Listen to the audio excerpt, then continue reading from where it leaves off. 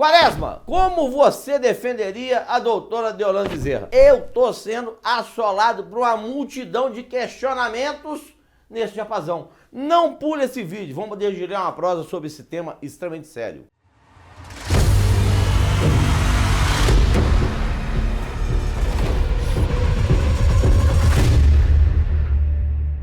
Excelências porreta, a desgraça alheia é um fetiche que seduz a todos. A prisão da doutora Deolane Bezerra tem trazido uma série de comentários, opiniões, palpites, às vezes de pessoas qualificadas, outras de aventureiros, e também exploração midiática. Eis que trata-se de uma personagem influencer, de grande espectro de alcance no cenário nacional. Pois bem, Jack Stripador disse, vamos por partes. Como é que o advogado tem que trabalhar num processo dessa natureza? Primeiro, conhecer a verdade. É imprescindível que a realidade fática, aquilo que ocorreu, seja do conhecimento do profissional que assuma a defesa. Em segundo lugar, deter conhecimento minucioso do processo. Há um procedimento investigatório, ainda não um processo, porque não judicializado, pode ter uma cautelar, mas o processo, propriamente dito, nasce com o recebimento da denúncia. Houve uma investigação, essa investigação acarretou um pedido de cautelares, dentre elas a medida segregatória, ou seja, a prisão preventiva. Busca e apreensão, e aí é um detalhe de suma importância. A doutora Deolane Bezerra, ela é advogada, e qualquer empreitada levada a efeito contra um advogado reclama, por questão do artigo 7º, comando de lei, que essa ação seja acompanhada de delegados de prerrogativa. A Ordem dos Advogados do Brasil, seccional de Pernambuco, deveria ter sido acionada, e até agora não há nenhuma notícia de que isso teria ocorrido, para que houvesse a busca e apreensão, para que ela fosse legal dentro daquilo que preconiza a lei, e nós temos a Constituição Federal que determina o devido processo legal. Então nós temos um comando constitucional que fala devido processo legal. Na legislação ordinária, a busca e apreensão em residência e escritório de advogado só pode ser realizada para que ela seja legal, que ela não seja eivada de nulidade, com a presença de representante da Ordem dos Advogados do Brasil. Se isso não tiver ocorrido, qualquer apreensão levada a efeito lá pode ser questionada. E nós já temos até precedentes do Supremo Tribunal Federal que anulou procedimento realizado pela Polícia Judiciária em cumprimento de mandado de busca e apreensão por conta desse vício. Até agora, você captou a mensagem, como diria o saudoso Rolando Lero? Deixa um comentário aqui, faça uma observação sobre aquilo que eu trouxe nessa primeira etapa dessa prosa que está sendo dedilhada. Segunda parte, o que nós temos como segundo bem jurídico de maior relevo para o ser humano? A sua liberdade. Há a decretação de uma prisão preventiva, que ela tem sim prazo determinado. É o prazo de formação da culpa. A gente ouve na imprensa um punhado de bobagem. É por prazo indeterminado. O diabo que o valha. Nada de prazo indeterminado, não. Ele tem um prazo. Pode haver uma discussão se maior, menor, elástico, complexidade da causa, mas há um prazo sim. Você não pode fazer a constrição da liberdade de alguém de forma ad perpetuum, usando o latim que às vezes os ministros não gostam muito, não. Neste caso, o que temos que verificar é qual foi o fundamento para o decreto da prisão preventiva. A Constituição Federal, no seu artigo 93, inciso 9º, preconiza que toda decisão judicial deve ser devidamente fundamentada. Então, o primeiro requisito desse decreto é a fundamentação. Segundo tópico, nesse contexto do decreto segregatório, o artigo 312. 4 são as circunstâncias em que a prisão preventiva é autorizada. Primeiro, garantia da ordem econômica. Segundo, garantia da ordem pública. Terceiro, conveniência da instrução criminal. E por derradeiro, garantia de aplicação da lei penal. Vamos fatiar isso para interpretação. Aqueles grandes escândalos financeiros ensejaram a possibilidade da prisão para a garantia da ordem econômica. Um banco que quebra, uma grande financeira, então dentro desse contexto. Garantia da ordem pública, um fato que gerou um clamor incomensurável. E aí eu tenho por hábito dizer, se quando Caim matou Abel, tivesse o holofote em imprensa, Deus teria determinado a prisão preventiva de Caim por ter matado Abel. Porque o que gera a garantia da ordem pública? O alarde.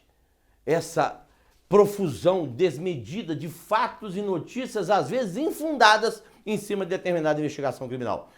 Conveniência da instrução criminal. Você está aliciando um perito, você está subornando um delegado, você está coagindo testemunha. Esse é mais um requisito. E por derradeiro, a garantia de aplicação da lei penal. Você está se desfazendo dos seus bens de raiz, das suas propriedades, para fim de quê? Montar no porco, contratar o doutor Pinote e fugir. Então, essas 4 circunstâncias são determinantes e autorizadoras da prisão preventiva. Mas uma outra questão. Para chegar a ela, nós temos que ultrapassar o artigo 309 do Código de Processo Penal, que preconiza as medidas cautelares diversas da prisão. No caso da doutora Deolane, poderiam ter sido aplicadas e não foram. E você que esteve conosco até esse momento, não nos abandone. E mais ainda, inscreva-se no canal, porque no fluir dos nossos trabalhos, haveremos de enfrentar outros casos de repercussão, tanto quanto alguns processos em que nós militamos, para fim de quê? Te emprestar autoridade. Não perca essa oportunidade. A prisão foi decretada. O que o advogado tem que fazer? Ter acesso aos autos. E hoje temos uma celeuma. Quando algumas diligências ainda estão pendentes, vez por outra, o acesso integral ao procedimento investigatório é negado. E, lamentavelmente, esse óbice à atuação do advogado já foi consagrado pelos tribunais superiores, em que disseram eles, há diligências em curso, então não posso franquear a integralidade dos autos. O que é uma temeridade, porque eu segrego um ser humano e não empresto a ele a possibilidade, não outorgo a ele o direito de conhecer o motivo pelo qual ele foi preso. Liberdade, segundo o bem jurídico de maior tutela do Estado. Acesso aos autos. Conseguiu? Obteve? Qual é o fundamento da prisão? Ali estão devidamente elencados os requisitos para a prisão preventiva. O que você vai fazer? Uma postulação. E um detalhe. A doutora Deolane tem filhos menores de 12 anos. E a lei prevê no seu artigo 312 a possibilidade da prisão domiciliar, em razão dos filhos. É um direito, isso já decidido, inclusive, em voto capitaneado pelo então ministro do STF, Ricardo Lewandowski. Foi feito o pedido. E aí começa uma situação extremamente complexa. Tenho por hábito dizer, quem fala com a imprensa é o advogado.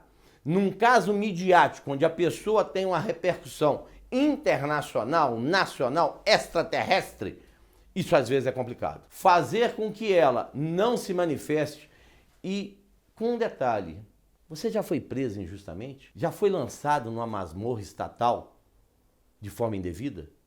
Porque um delegado de polícia, porque um promotor de justiça, porque um juiz de direito trouxe contra você uma imputação que gerou a sua constrição. Óbvio que quando preso, o ser humano se reveste de um inconformismo incomensurável. E contemplei quando a doutora Deolane saindo do presídio e aquela comoção, aquele punhado de gente lá, isso só atrapalha. Não evolui em nada, não auxilia em nada. Mas quando saiu, ela fez alguns comentários e depois postou uma foto. E houve um entendimento quando ela foi assinar as medidas que seriam, tomar ciência das medidas que lhe foram impostas, houve a decretação de nova prisão preventiva. Não estamos tratando de um crime doloso contra a vida, onde quem vai julgar é o Conselho de Sentença, conforme preconiza a Constituição Federal. Tratamos ali de crimes comuns, que um juiz togado, singular. E eu fico a me perguntar, qual a influência que a mídia terá sobre a pena desse magistrado ao avaliar esse caso? Zero. Não estamos falando de emoções, de situações que são inerentes ao crime doloso contra a vida. O homicídio, o infanticídio, o induzimento, a instigação ao suicídio, o aborto. Não. Estamos falando de um crime, de imputações que versam sobre crime que o julgamento dar-se-á para um juiz togado, reitero, juiz de carreira. A influência de um aglomerado ou não, uma aglomeração ou não na porta da unidade prisional, o que isso vai interferir para o juiz? Em razão desse fato, ela teve novamente a prisão decretada. Vamos fragmentar uma questão de relevo. Houve uma liminar, e aí faz muito importante entender. O habeas corpus é o remédio jurídico que você impetra, maneja, uma ação constitucional que você vai manejar. Se o juiz de direito foi a autoridade coatora, você vai ao Tribunal de Justiça. Se o Tribunal de Justiça foi a autoridade coatora, você vai ao STJ. Se for ao STJ, você vai ao STF. Depois só oração para Jesus. Foi feito um pedido e uma liminar nesse habeas corpus foi concedida. E ela teve a liberdade concedida, sob condições, com aplicação de medidas cautelares diversas da prisão, dentre elas, não falar com a imprensa. E aquela manifestação dela foi o que gerou a revogação e a decretação de nova prisão. Um outro habeas corpus foi impetrado e a liminar, não o habeas corpus no mérito, foi negado. Eu acho interessante porque os processos gravitam na órbita do segredo de justiça, mas a imprensa tem acesso às decisões. É um negócio pitoresco. O advogado às vezes não tem acesso aos autos, mas a imprensa sabe de tudo. E o que foi veiculado é que o desembargador, relator, teria dito. Ela não se preocupou com a filha. Mas peraí, você trancafia uma pessoa inocente, há um princípio da presunção de inocência no Estado Democrático de Direito, consagrado na Constituição Federal. Cerceia sem ter ela conhecimento, sem ter sido intimada para prestar depoimento em nenhuma fase do procedimento investigatório, a se explicar. Olha, por que você comprou esse carro? Por que você fez essa transação? Onde é que foi essa operação? Trancafia a pessoa no cárcere e quer que ela saia de lá o quê? Feliz, saltimbanque, radiante? É um negócio complicado, ainda mais sendo ela advogada, porque ela poderia fazer a autodefesa. Ela ostenta o jus postulante, em que pese um professor meu de saudosa memória, Sidney Francisco Safo de Oliveira, um extraordinário, um gênio, e ele só me chamava de gênio do mal, não sei porquê, mas o epíteto que ele lançou em relação à minha pessoa era gênio do mal. Ele vaticinou o seguinte: o réu que tem na sua própria pessoa advogado tem um imbecil como cliente. Então, não é recomendável você se autodefender, porque você vai pensar com o fígado ao invés de pensar com o cérebro. E defesa criminal é cérebro, emoção, paixão pro plenário, racionalidade no crime comum. Decretada a prisão, mantida esta em sede de liminar negada pelo Tribunal de Justiça. O que fizeram os advogados que representam o doutor Deolane Bezerra?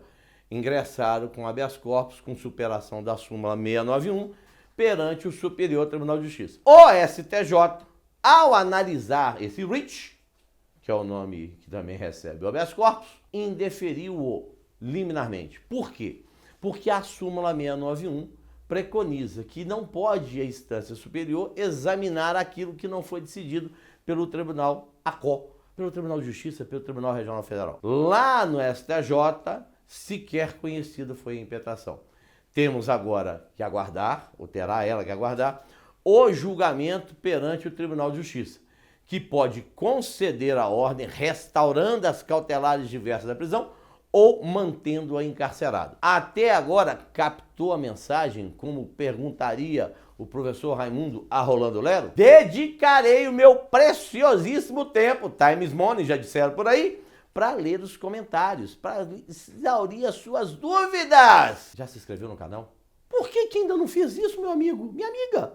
Advogado, estudante de direito, acadêmica ou acadêmico, vem comigo. Você que permaneceu conosco até agora, quais serão os próximos passos dessa saga? Há uma ação penal que se avizinha.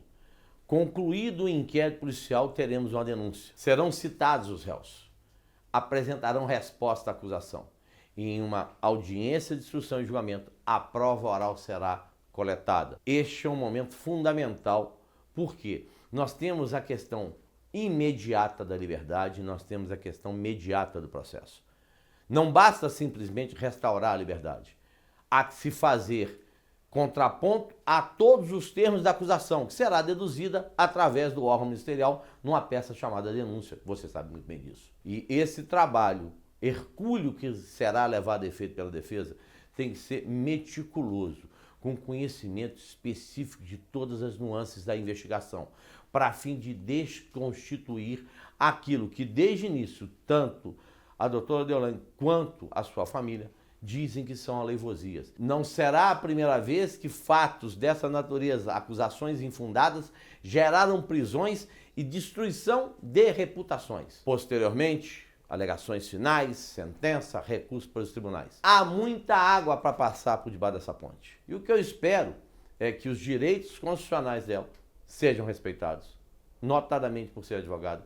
A constrição dela, sem ser em sala de Estado-Maior, agride o Estatuto da Advocacia. Isso não pode permanecer. Esse estado de coisa, infelizmente, ainda vigora no Brasil. O desrespeito à norma, isso tem que acabar. Exauridas todas essas questões, resta-me agora dizer a ti, quando esse canal bater em 100 mil inscritos, uma novidade nunca antes vista no Ceará Jurídico será apresentada. Não perca. E mais ainda, por gentileza, tem dúvida? Coloca aqui embaixo. Eu vou respondê-las. Dedicarei meu preciosíssimo tempo, já disse, time is money, para poder elucidar isso. Acompanhe esses vídeos que vão rolar aqui agora. Seja muito bem-vindo. Prazer te receber aqui.